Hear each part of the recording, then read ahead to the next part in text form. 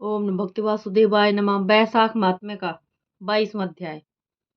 मिथिलेश ने श्रुतदेव जी से पूछा, हे प्रभु, इस वैशाख मास में कौन सी तिथियां विशेष पुण्यदायक हैं? प्रत्येक तिथि में किए जाने वाले प्रत्येक दान का कितने कोटि गुना फल प्राप्त होता है? समस्त तीर्थों को करने से जो फल प्राप्त होता है वह वैशाख मास की एक ही तिथि में स्नान, दान, तप, होम तथा देव पूजादिक कार्यों से सहज ही प्राप्त हो जाता है। उत्तम वैशाख मास की कथा का श्रवण करने से तत्काल मुक्ति होती है। यदि मनुष्य इन तिथियों को बिना स्नान ध्यान किए गंवा देता है तो वह गोहंता, पितृहंता तथा आत्महंता और कृतघ्नी होता है। जलाशय स्वतंत्र है, यह शरीर भी स्वतंत्र है। इस दुर्लभ समय का सदुपयोग करना चाहिए तथा तन मन धन से जनार्दन भगवान की सेवा करनी चाहिए। दारिद्र्य पीड़ित, संपन्न, पंगु, नेत्रहीन, पुंस्तवहीन, विधवा, रमणी, बालक, युवा, वृद्ध इत्यादि सब के लिए यह माधव मास सेवनीय है। वैशाख मास के धर्म सर्व सुखदायी हैं। जो अधम प्राणी इस पावन वैशाख मास का स्वर्ण अवसर पाकर इसके सर्व सुलभ धर्मों का पालन नहीं करता है उसे अवश्यमेव ही नरक प्राप्त होता है। हे राजऋषि, चैत्र माह में मेष की संक्रांति के अवसर पर जो समस्त पापनाशी अमावस्या की तिथि है वह कोटि गया जी तीर्थ करने का फल देती है। इस प्रसंग में पितृगणों से संबंधित एक प्राचीन कथा है। वह इस प्रकार है। जब सावणी मनवंतर का पृथ्वी पर राज्य था उस काल की यह कथा नरक और पितृषों से संबंधित है। जब समस्त धर्म लुप्त हो गए तो उस काल में आनर्त देश में धर्मवर्ण नाम के एक विप्र हुए। उन्होंने कठिन काल में मनुष्यों को पाप में रत देखा तो एक दिन वे ऋषि महात्माओं द्वारा संपन्न किए जा रहे सत्र यज्ञ के दर्शनार्थ पुष्कर क्षेत्र में जा पहुंचे। वहां ऋषि मुनि गण शास्त्र सम्मत पुण्यदायी धर्म कथाओं का वर्णन कर रहे थे।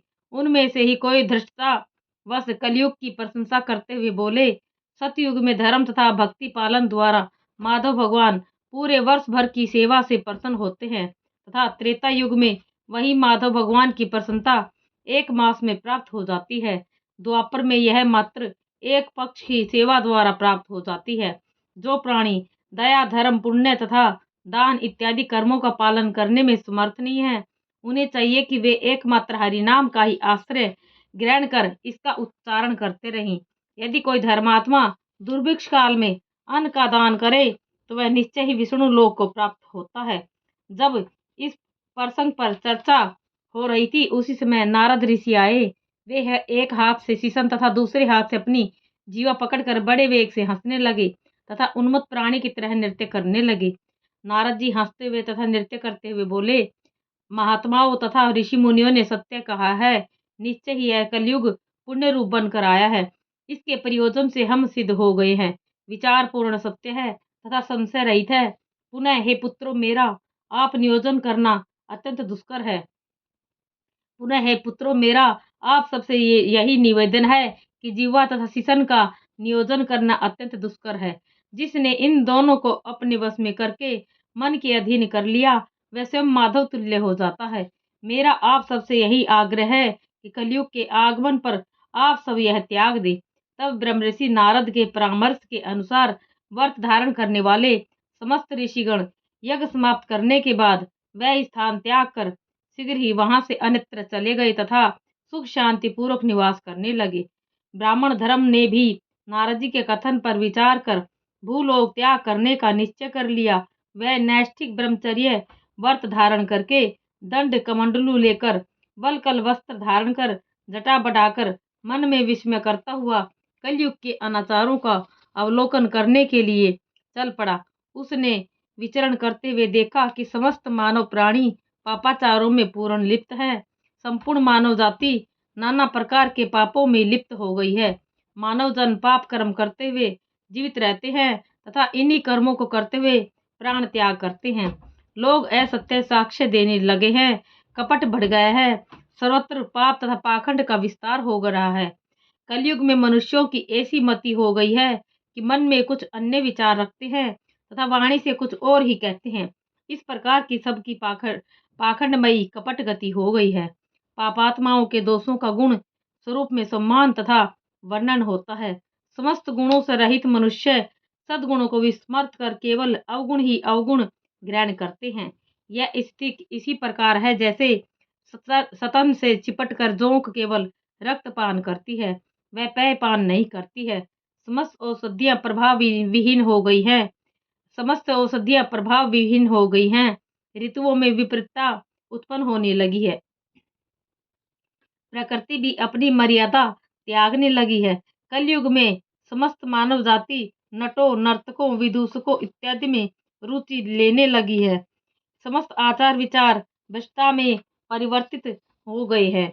नित्य पूजक संध्या उपासना तथा श्रद्धादिक कर्मों को लोग त्याग चुके हैं।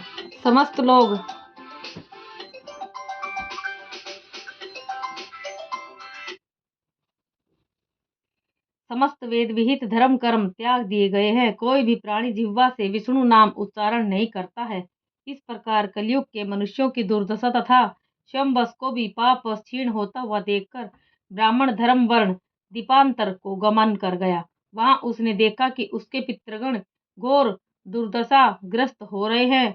वे बड़े बड़े कठिन कष्ट साध्य कर्मों को करते हुए रोते दौड़ते गिरते कलपते विलपते दुखी हो रहे हैं तथा अंधकूप में पड़े हुए हैं। ब्राह्मण ने देखा कि कुछ तो इस दशा में हैं कि वे एक ही दुर्वा दल का संबल लेकर खड़े हैं तथा उस दुर्वा दल के टूट जाने पर तथा उखड़ जाने के भय से भयभीत हो रहे हैं तथा उनके आश्रय संबल उस दुर्वा दल को मूसक जड़ से कुतर रहे हैं।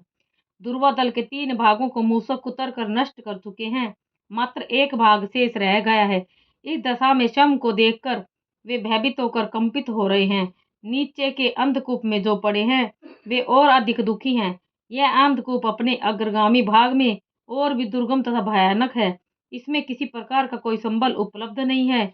उन्हें देखकर वह घोर चकित हुआ तथा दयार्थ होकर प्रश्न किया, आप कौन हैं तथा आपने ऐसे कौन से घोर अपकर्म किए हैं कि जिनके कारण आप इस अंधकूप में पड़े हैं?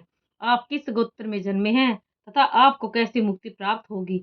धर्म वर्ण के इस कथन को सुनकर दुख तथा शोक से आकुल पितृगण संतुष्ट तथा प्रसन्न होकर धर्म तथा वेद को साक्ष्य कर दीनता द्रवित स्वर में निवेदन करने लगे, हम श्री वत्स गोत्र में उत्पन्न हुए हैं तथा संतानहीन हैं। दुष्पापों का वंश हमारा वंश क्षीण होकर नाश को प्राप्त हुआ है। इस कारणवश हमारे लिए कोई श्राद्ध करने वाला या पिंडदान करने वाला नहीं है। हम असहाय तथा दुखी इस दुर्निवार अंधकूप के दुख भोग रहे हैं।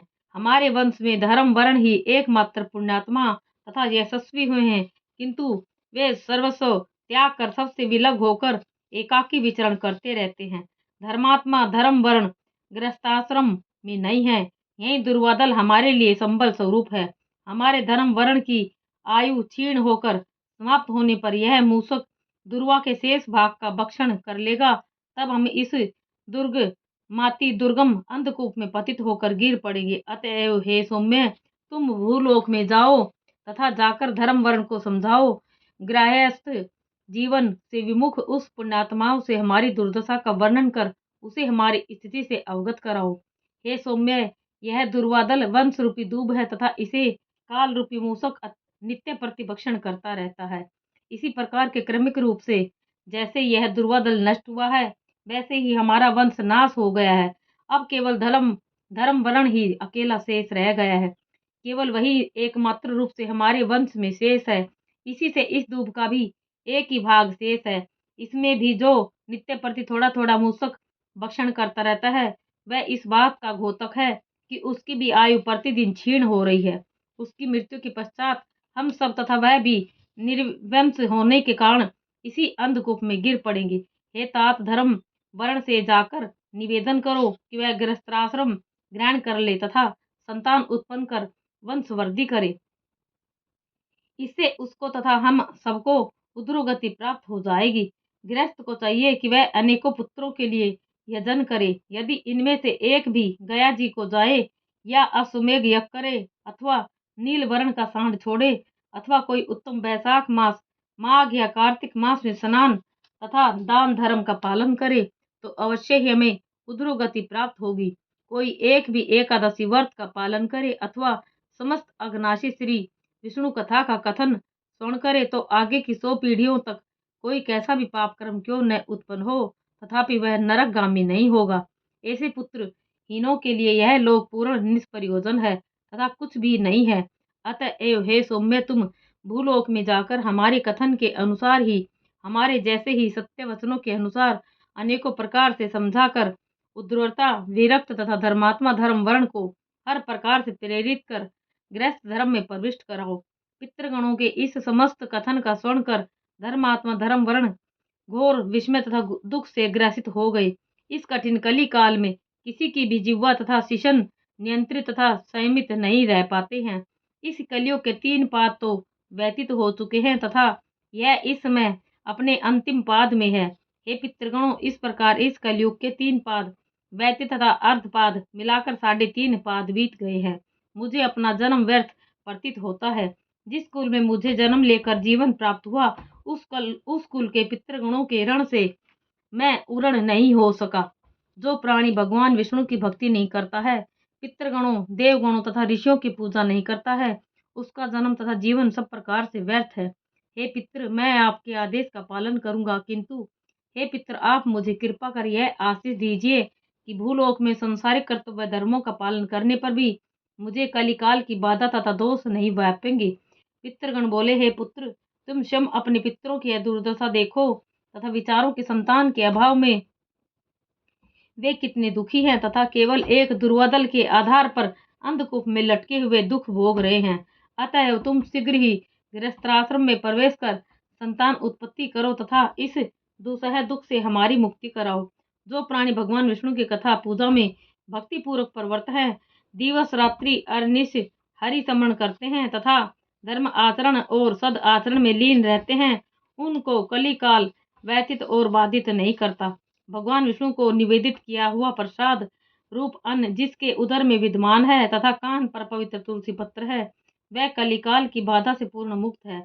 जो प्राणी उत्तम वैशाख मास में तथा माघ मास में स्नान करते हैं तथा कार्तिक मास में दीप प्रज्वलित करते हैं, कलयुग स्वयं उनसे दूर रहता है, वह उन्हें बाधित नहीं करता। जिस ग्रह में पवित्र तुलसी का विरवा है तथा आंगन में गौ माता है, वह कलयुग की व्यथा बाधा से सदैव मुक्त बना रहता है। अतएव हे पुत्र, तुम शीघ्र ही गृह गमन करो, इस पाप क्षेत्र में मत रहो तथा ध्यान दो कि यह माधव मास है। प्रत्येक तिथि में जो जो पुण्य कार्य किया जाता है, उसका कोटि गुणा फल प्राप्त होता है। इन सब में भी चैत्र की अमावस्या तो अति उत्तम तथा साक्षात मुक्तिदायी है। देवगणों तथा पितृगणों को विशेष रूप से प्रिय है। यह तत्काल मोक्षदायी है। इस दिन जो पितृगणों के निमित्त श्राद्ध कर्म करते हैं, जल पूर्ण नवीन घट का दान करते हैं, पिंड दान करते हैं, वे अक्षय पुण्य फल प्राप्त करते हैं। तथा जो चैत्र मास में गया जी तीर्थ जाकर श्राद्ध कृत्य करते हैं, तो उस श्राद्ध का कोटि गुणा फल प्राप्त होता है, अर्थात वह श्राद्ध कोटि श्राद्धों के तुल्य होता है।